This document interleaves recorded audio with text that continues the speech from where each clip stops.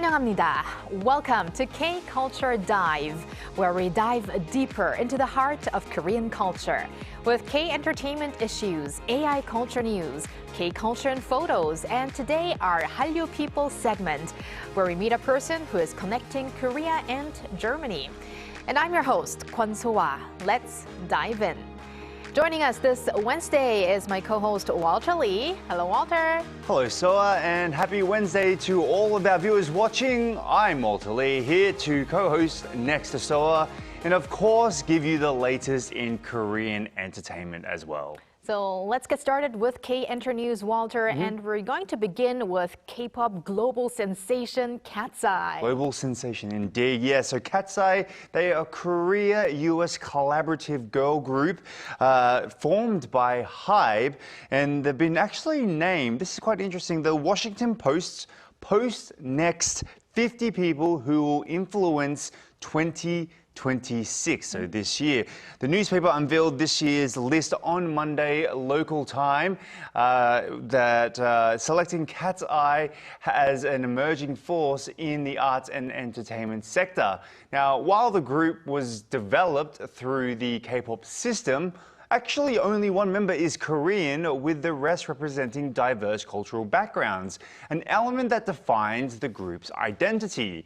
Now, the Washington Post described KATSEYE as Grammy-nominated artists breaking the boundaries of K-pop on a global scale or stage, adding that the six-member act, spanning across 3 different continents, brings a distinctly global perspective that sets them apart from other K-pop groups. Well, congrats to KATSEYE. And Walter, you've got news on some other big names in K-pop? I do indeed, so boy group ENHYPEN and girl group aespa have added more major milestones in Japan, both earning platinum certifications. Now, according to the Recording Industry Association of Japan, on Tuesday, ENHYPEN's seventh mini album, The Sin Vanish, and aespa's Japanese debut single, Hot Mess, each surpassed 250,000 copies cumulative sales, securing gold disc platinum status. Now, meanwhile, 17 members, DK and also Seungkwan, also saw their mini album Soyakgok receive gold certification, and ILET's first Japanese language single called Tokyo Tomare, if I can say that correctly, also earned gold, highlighting the strong presence of K-pop acts in the Japanese market. Well, a great achievement by all the groups that you just mentioned. Now, lastly, although we are gradually approaching the end of winter, yes, we've got a winter movie to talk about that might be warming up the hearts over the Lunar New Year holiday. I think so. So yes, the heartfelt coming-of-age film Winter Light, or 겨울의 빛, is having a successful run in theaters, drawing warm responses from both audiences and also critics alike.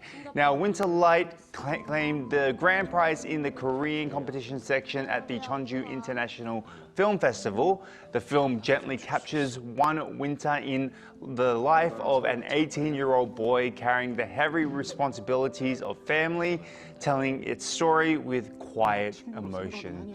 Now, written and directed by emerging filmmaker Cho Hyun-seo, known for his sensitive short-telling in short films such as Tree or Namu, Winter Light marks his feature-length debut. Since its premiere, the film has been invited to film festivals across the home and also abroad, including the Vancouver International Film Festival and also the Seoul Independent Film Festival as well.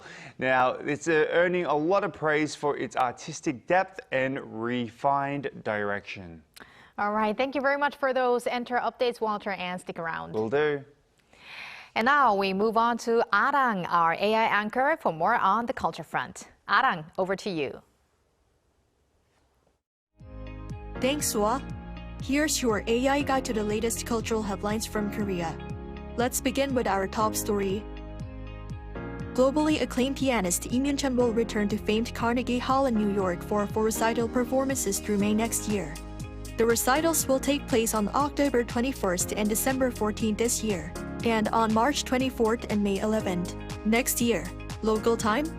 Lim is set to perform the complete set of Mozart's piano sonatas.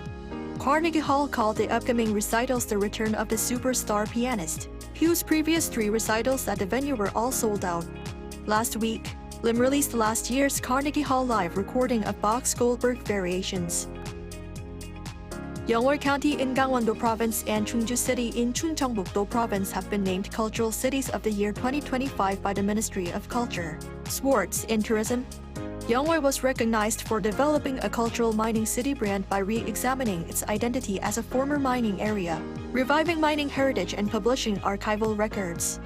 Chungju was praised for building a cultural ecosystem under its vision of becoming a hub city for traditional Korean music, integrating gugak into everyday life and expanding it into a large-scale cultural industry.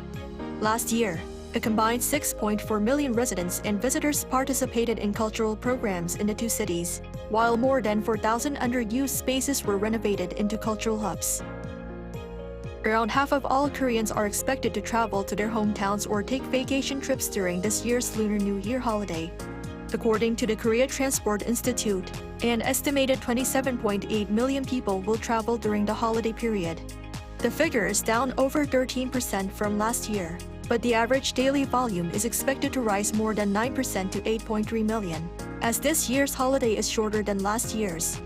The busiest day is forecast to be February 17th, Lunar New Year's Day, with over 9.5 million people expected to be on the move. Over 30% of the public plan to take vacation trips during the holiday, with nearly 90% choosing domestic trips and 10% planning overseas travel. That's all from me. Turning now to a quick look at more K-culture stories making headlines today.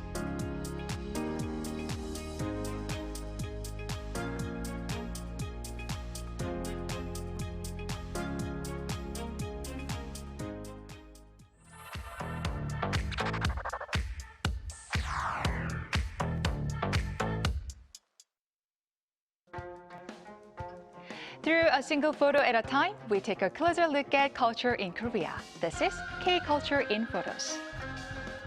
You see the word 공기 on the screen. It's a traditional Korean game. 공기 is played with 5 small stones or plastic pieces, and players toss one into the air, pick up the others in specific patterns, and catch the first stone again. You can play it alone, but it's much more fun with others. Now take a look at this photo. A woman wearing a beautiful hanbok is playing 공기 by herself. And in the next image, we see people enjoying the same game in a painting from centuries ago. That's how long 공기 has been part of everyday life in Korea. It may look like a children's game, but it's actually enjoyed by all ages. Games like taegi-tagi or spinning top or 팽이치기 in Korean also come to mind, especially during the holidays. Recently, traditional games such as 공기 have gained renewed attention, even being reviewed for cultural heritage value. It has gone viral online thanks in part to global interest sparked by Squid Game. And of course, no holiday gathering is complete without yunori, a board game families usually play together. This Lunar New Year holiday, why not bring one of these traditional games back into your home?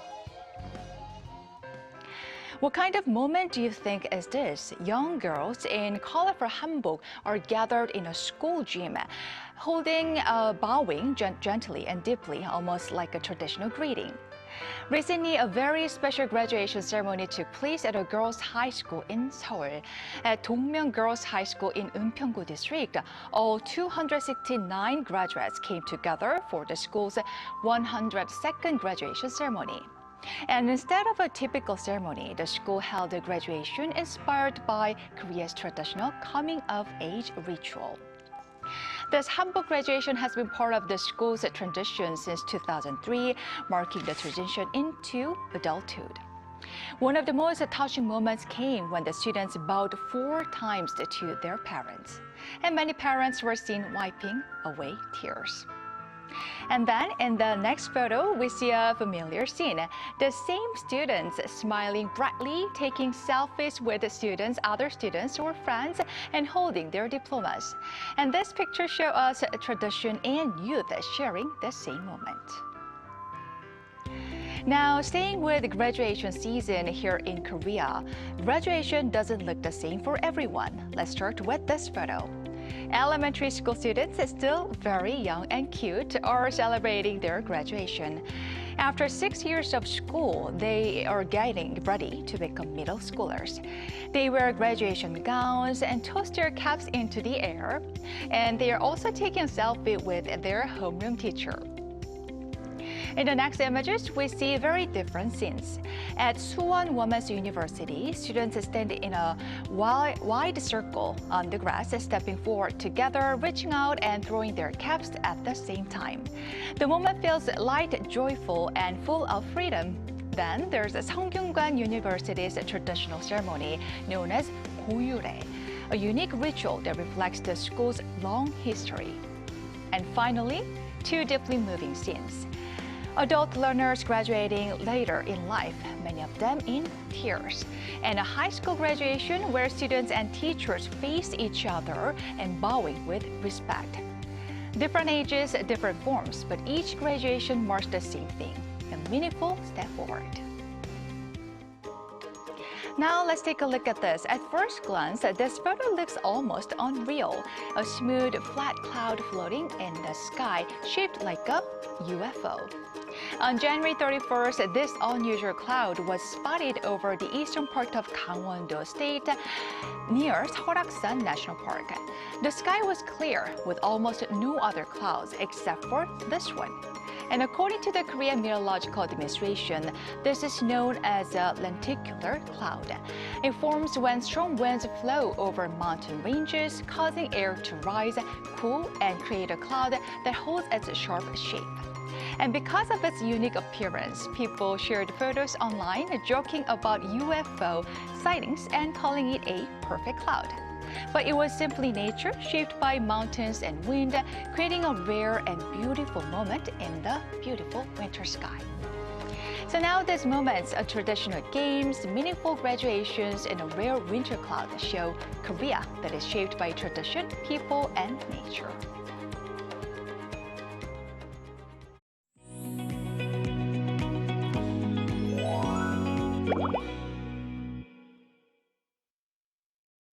In recent years, German society's interest in Korean culture has gone well beyond K-dramas and K-pop. From learning the Korean language and enjoying Korean food to beauty and lifestyle trends, K-culture does not appear to be just a passing fad there, but has taken root as a long-term cultural movement. Today, we're joined by someone who is experiencing this shift up close and who is at the forefront of economic and cultural exchange between Korea and Germany. Marie Antonia von Schönburg, President and CEO of the Korean-German Chamber of Commerce and Industry. Welcome, herzlich willkommen. Thank you so much. It's wonderful to be here. We're very happy to have you on the program. So first and foremost, please tell us how you came to take up your assignment in Korea and what your role exactly involves.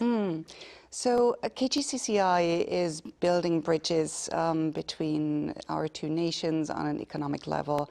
We help mainly German SMEs to establish their presence here in Korea.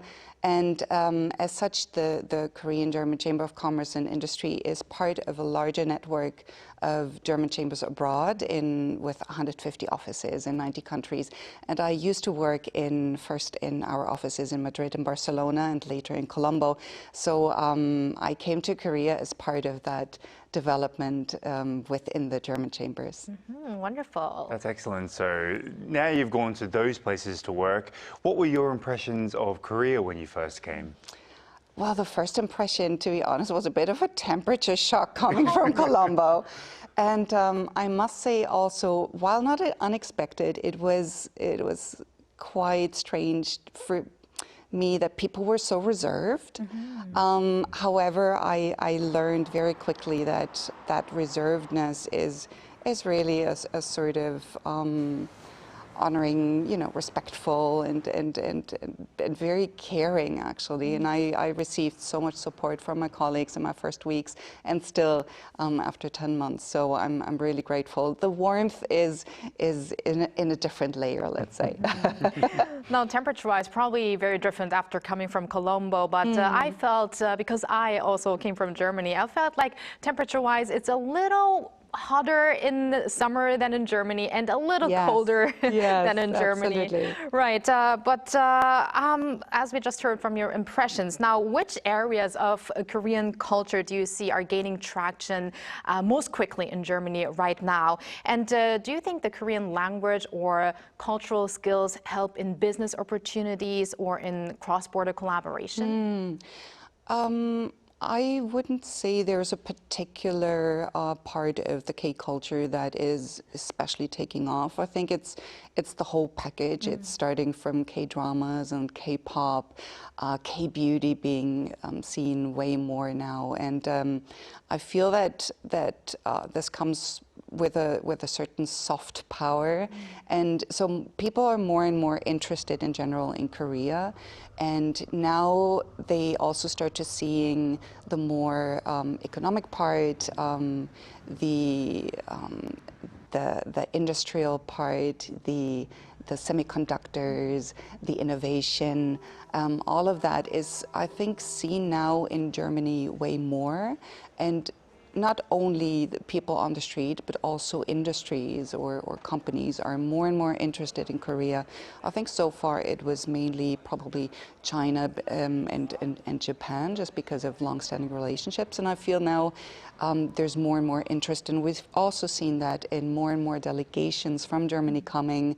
Actually, in May, one very big German companies coming with a delegation of 60 people. That tells you just how interested they are in the Korean market. And I'd say that is the effect of the soft power and the K content in general as a whole. That is great to hear. Yes, and let's talk a little bit more about you, actually, and your experiences here.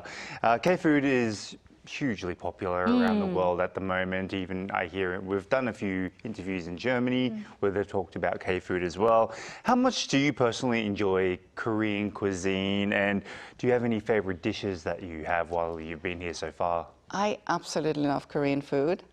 Even when I was still living in Barcelona, I used to go to a Korean restaurant that was just around the corner of our office, and I had bibimbap like on a weekly basis. And even in Colombo, I had a favorite Korean restaurant where I would regularly go and eat their sundubujjigae, which was just so good. And I would literally walk in, and they would just look at me, say like the usual, and I'm like, yes, please. I was even making my own kimchi.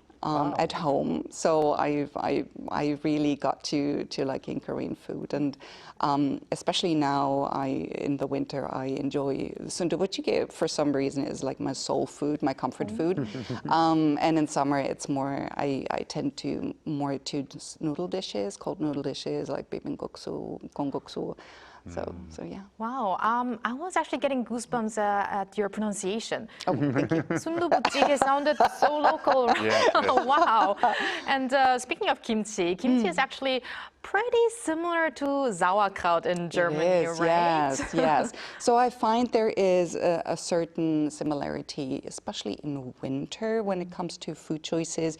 I think both Germans and Koreans enjoy the warm, the soups and the stews and just the comfort food and quite heavy feeling food. The obvious difference being that German food isn't as spicy as Korean food. I personally love spicy food, hence my choice for sundubujjigae and kimchi. All right, now President von Schönberg, now let's talk a little bit about K-content, as you mentioned before. So when it comes to K-content, do you have a specific genre or some titles that you would recommend to other Germans or people around the world?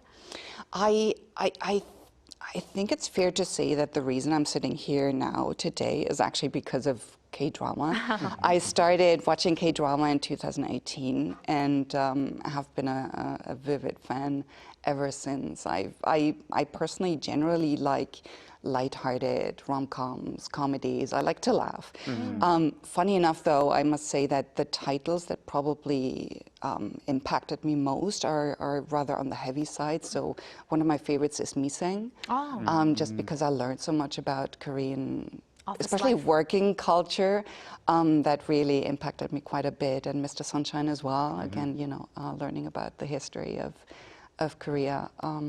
But yeah, I guess like many others, again, I love rom-com, and probably one of my favorites is My Lovely Runner. And so, yeah, I would say those are one of my favorites, yeah. That's great to hear. And now, from your own perspective, what do you think has really fueled the growth of K-culture and the popularity of K-culture in Germany? I'd say a lot of it has to do with aesthetics. The contents are very curated. They're also, I find, not as strong in their content as in violent. They're more lighthearted. They give way more importance to the personal relationships. And the comfort of it. So I find it, I literally, just like Sundubuchige, I find K-drama very like soul food comforting. And I think that appeals to a lot of person. Also the frequency and the structure I think is very appealing. So there's constantly, like, basically on a weekly basis, you have new K-dramas coming out. Right. So there's a constant exposure. You can constantly pick a new one and find a new favorite. And also the fact that their limited series gives you sort of a closure at the end of the series, and you don't have to wait for years until a new series comes out or a new album comes out. When it comes to K-pop as well, I think that's very appealing, that you constantly have new material and can engage and follow your favorite artists. So I guess there is a variety and enough supply for everyone who's into Hallyu or the Korean wave these days. Absolutely. Speaking on Hallyu and the Korean wave, do you think like the Korean wave has influenced German companies and how they view maybe the Korean market as well, or shaped their investment strategies?